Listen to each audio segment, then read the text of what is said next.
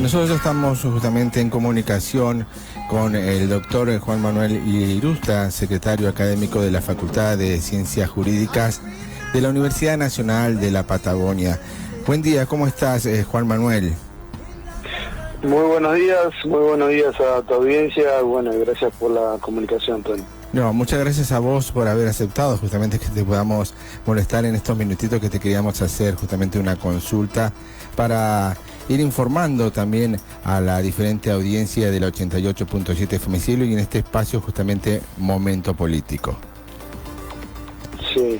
Bueno, justamente la consulta y el motivo del llamado vendrían siendo para que ver la posibilidad que nos puedas adentrar y informarnos y también tener en claro o aclarar la situación con respecto a 3 preguntas que te voy a hacer y vos prácticamente seguramente la vas a ir desarrollando correspondiente a cuál es el mecanismo que autoriza al presidente de la Nación actual, hoy Javier Milei, nombrando ministros de la Corte, qué dice la jurisprudencia y cuáles serían las implicaciones institucionales.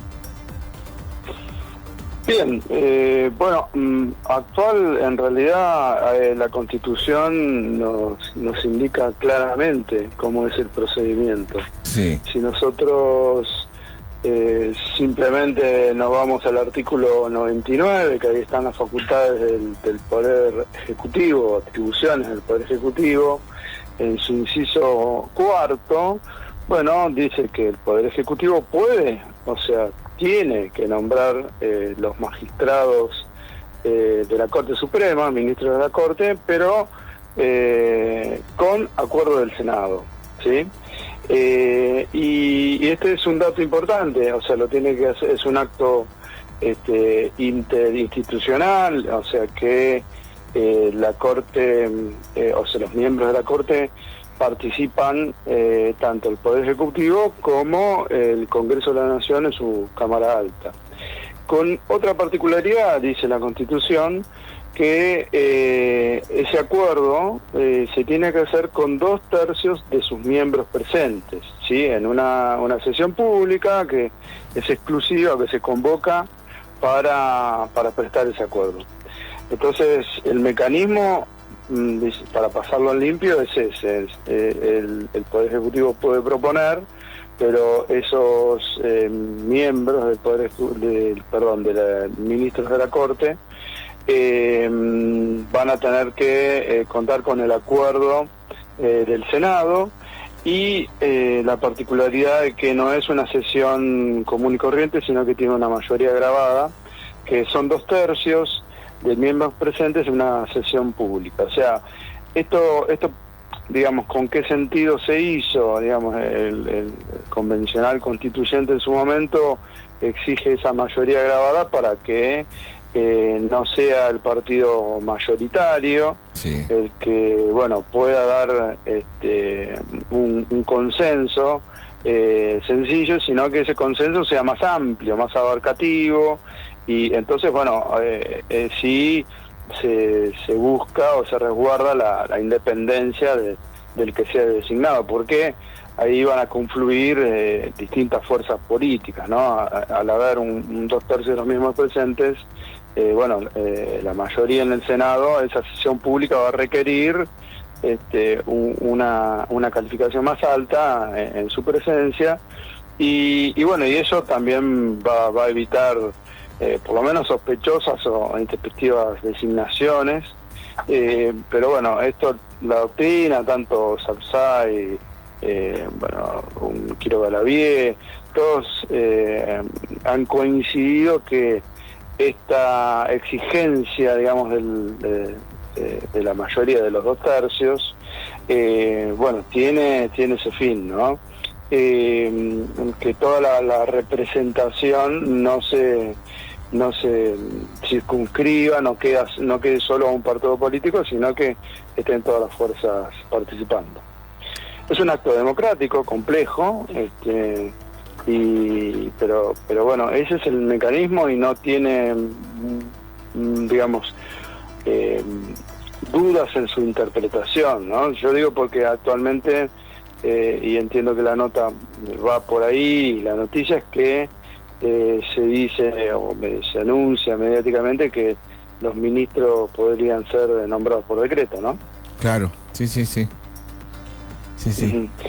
Bueno, eso sería imposible. De hecho, en la presidencia de Macri, hubo ese intento y tuvo que retrotraerse y lograr el acuerdo del Senado con esta mayoría de 2/3, ¿no? Esto obviamente antes la reforma constitucional tenía otra mayoría, pero bueno, el objetivo de este 2/3 es un poco abarcar a todas las fuerzas políticas, ¿no? Obviamente que el Senado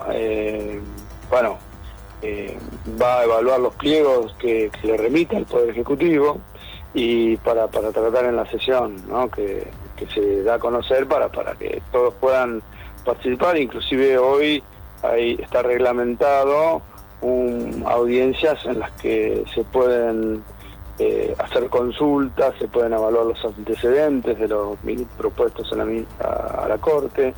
Entonces, hay toda una reglamentación después parlamentaria para ese tratamiento, ¿sí? Está bien. ¿Eso sería igual que dice la jurisprudencia igual en ese sentido? Es que la jurisprudencia, no tenemos antecedentes, salvo el que te decía de Macri, que hizo este intento de designar dos ministros de la Corte por decreto y tuvo que retrotraerle, ¿no?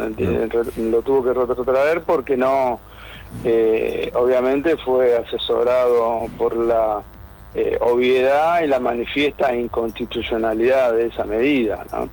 Entonces, no en periodos democráticos, desde ya. Nosotros podemos ver en otros periodos que sí existieron designaciones de la Corte o que estaba suspendida en las garantías, entonces ahí sí, pero en periodos democráticos los jueces son designados con acuerdo del Senado porque está vigente la Constitución. El mecanismo, como decíamos, es el que indica el 99 inciso 4 y no hay antecedentes.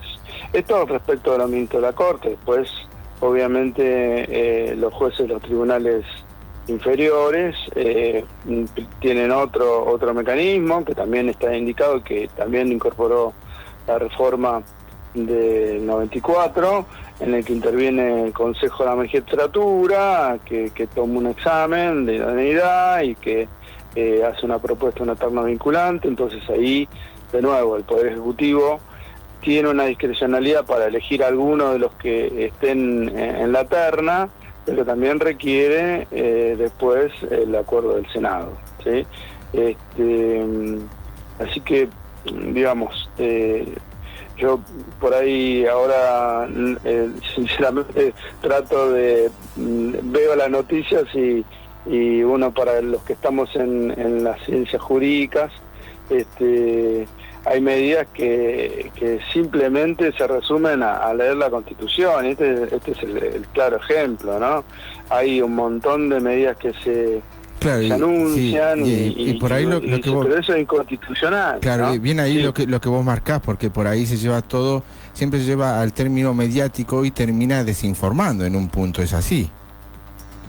Sí, y en un tema tan claro y tan conciso y que está plasmado en la Constitución y que no requiere de dobles interpretaciones, ¿no? Exacto. Si uno agarra en este momento la Constitución, se va a encontrar con que esa facultad la tiene el Poder Ejecutivo, pero requiere del acuerdo del Senado. Entonces, que es un acto complejo, o sea, me refiero a que necesita la propuesta del Poder Ejecutivo, pero necesita también la participación y la aprobación en una sesión de la Cámara Alta, que es el Senado, y este acuerdo es un acto que nosotros decimos complejo, y que la Constitución lo define muy sencillamente, con esta exigencia que a veces decimos, bueno, ¿y por qué los 2/3? Bueno, es porque, como decíamos antes, si hay un partido, el partido que sea, ¿no? Y el gobierno que sea, si tiene mayoría en la Cámara Alta, bueno, no tenga en absoluto esa voluntad y haya consensos de todas las fuerzas políticas. Entonces es un acto además delicado, digamos, para las instituciones. Sabemos que la Corte define muchísimas cosas de nuestra vida cotidiana, el destino de nuestro país, y es el que interpreta en forma última y definitiva lo que es la Constitución. Entonces es un acto de gran relevancia institucional cada vez que se designa un ministro de la Corte. Y bueno, por eso el mecanismo sencillo, quizás lo más complejo es quiénes son los que van a ocupar ese cargo en la Corte Suprema, y que, bueno, que gocen de independencia, que estén desprendidos de intereses privados o particulares, que tengan solvencia, digamos, académica, y que sepan, que tengan idoneidad, que es el requisito que exige la Constitución, ¿no? Perfecto, muy claro, Juan Manuel, muchas gracias por aclarar este punto tan importante, ¿no?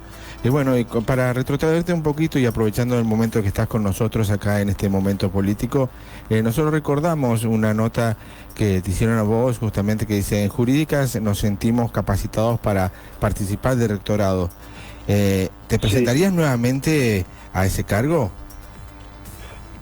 Al rectorado, y sí. Eso siempre, bueno, en realidad yo iba representando a la Facultad de Ciencias Jurídicas, no era una cuestión de Juan Manuel Irusta, sino era una cuestión de la institución, de la facultad, que bueno, a mí me tocó ser parte de un proceso, ¿no? ¿Perdón? Representatividad vendría siendo, ¿no? Claro, en su momento me tocó ser decano normalizador y después me tocó el proceso de la acreditación de la carrera de abogacía. Entonces, ese crecimiento de la facultad por decirlo sencillamente, nos envalentonó de participar en la alta gestión de la universidad. Y bueno, eso fue la propuesta, pero es un proyecto. No sabemos por ahí para el próximo año, obviamente, de estar participando, pero sí de proyectos que bueno, que le den lucha a la universidad pública, gratuita y no arancelada, ¿no? Y democrática, ¿no? Que casualmente acá tenemos un punto de conexión. Reafirmar la democracia, que es un sistema de vida que respete tanto las minorías como las mayorías y haya una sociedad que pueda tener satisfacción de todos los intereses y se respeten sus derechos y garantías. Bueno, y lo mismo pasa en la universidad. Es una sociedad en la que se busca el ascenso social, el logro de uno mismo, la satisfacción de uno en la sociedad, de qué puedo ser útil y cómo puedo superarme estudiando una carrera universitaria. Y eso, digo democrática, porque el no ser arancelada permite que cualquiera pueda acceder a esa educación, ¿no? Bueno, acá estamos con el doctor Juan Manuel Irusta, secretario académico de la Facultad de Ciencias Jurídicas de la Universidad Nacional de la Patagonia San Juan Bosco. Desde acá, de este momento político, te vuelvo a saludar al licenciado Antonio Tony Gallardo y Momento Político. Muchas gracias por tu tiempo, Juan Manuel. Al contrario, quedo a disposición, Tony. Un gusto haber conversado con ustedes. Bueno, por ahí les hice muy corto el debate del ministro de la Corte, pero bueno, esperemos que los que tomen decisiones tan relevantes y con tanta importancia institucional, bueno, le echen mano a la Constitución, porque ahí tienen la hoja de ruta de cómo se tiene que llevar adelante nuestro sistema republicano, representativo, federal, y esto no son palabras sueltas, sino que dentro tiene muchísimo desarrollo y bueno, y ahí está en la Constitución. Quizás, bueno, los que asesoran, en este caso al presidente y a todos los que tengan a la alta dirección política, sepan que esa es la hoja de ruta, la Constitución nacional, en su caso será la provincial para el gobernador y así carta orgánica para el intendente. Hay que es un gobierno de las leyes en el que hay un sistema de división de poderes, de control. Así que esto no hay mucho para innovar. Lo que habría que innovar es cómo llevar adelante esta democracia para que todos estemos dentro de ella y no afuera. Bueno, muchas gracias, Juan Manuel, nuevamente un abrazo grande. Chao, chao. Un abrazo enorme, hasta luego, gracias. Hasta luego, chao, chao.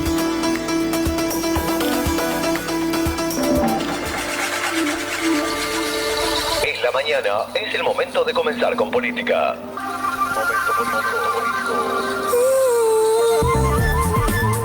Esto es MP, Momento Político. Con el licenciado Tony Gallardo, en las mañanas del cielo.